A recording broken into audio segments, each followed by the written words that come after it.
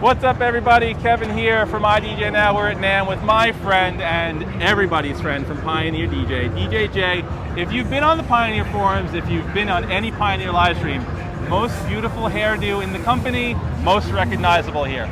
But today we're not here to talk about Jay's hair care or anything other than the DJM A9. So last time we were here, which is a couple years ago, you guys launched the V10. Yep. Innovative, huge, performance built, Yep. and we know the 900 Nexus 2, and this is the new generation. This is in the same line as the 900 Nexus 2, so this is really that replacement.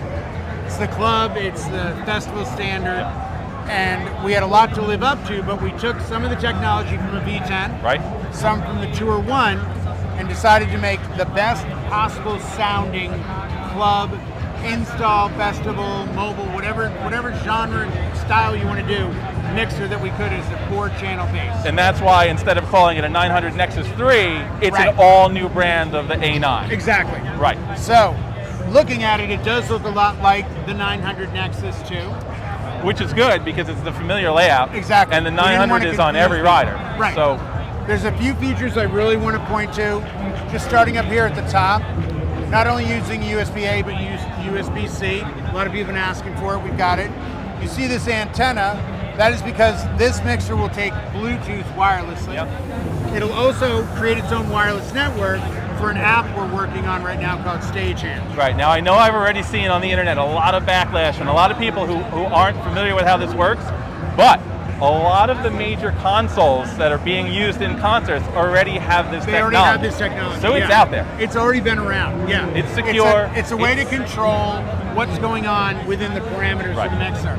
If things start to clip, if things aren't working right, you get another tool to look into it, but also to protect it for the DJ that's working. So you mean the days of if you ain't redlining, you ain't headlining, or done? It's going to upset a few people, Oh. but you know what?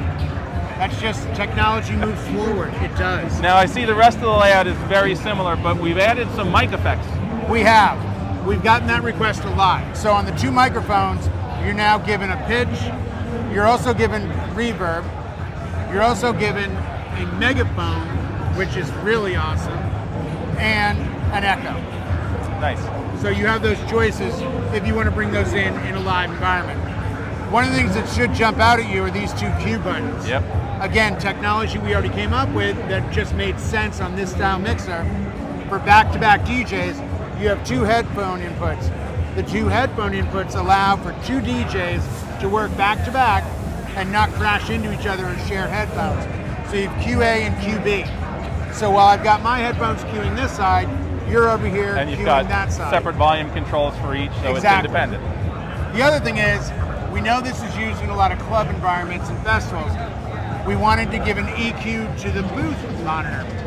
Why? Because you end up with these huge subs sometimes, and the DJ working can't really hear his highs. Right. So we gave you a 2-channel EQ on the booth. Nice. One of the cooler features that I'm finding is this. You know, on the old DJM 2000, the filter went from low to high, Low to high. left to right. And as all these do, they go this way. Yep. But we now have key lock. If key lock is on, I can turn it as fast as I want, and I can't go past midnight. It's going to stop at center click. That's Like you huge. can't That's- really hear it, but there's a click. Oh no, you can feel it and you can Yeah. definitely hear it. Now the way around it is, if you stop, you can continue. So it's just a gentle stop, Right. and you can still go normal. But as long as that's on, I can't. Now I can turn it off, and I can do this all day. And that's on all the sound color effects only. That's only on the sound Okay. color effects. But we made it because people start to do a filter, and then they think they came back to noon, and there's still a sound, and they're like, what? Oh, I didn't go right back to 0. And then I think one of the biggest advancements I can see, and anyone who's familiar with the DJM, is it's always been a turn knob to select your effects channel. So Right. the first thing that jumps out is obviously the screen, but now you've got independent channel select buttons instead Right. of a switch. That's a lot quicker to navigate. And we've added lights on each channel. So you know if you have a beat effect on a certain channel in a dark club, instead of looking down going, wait, am I on the right deck? I've got to, now just by hitting a button, you know deck 3 is going to be carrying your effect. Yeah. We've added 4 new effects on this as well. Yes. Some of them amazing. We've got a filter roll, we've got a triplet roll, which you just can't physically do.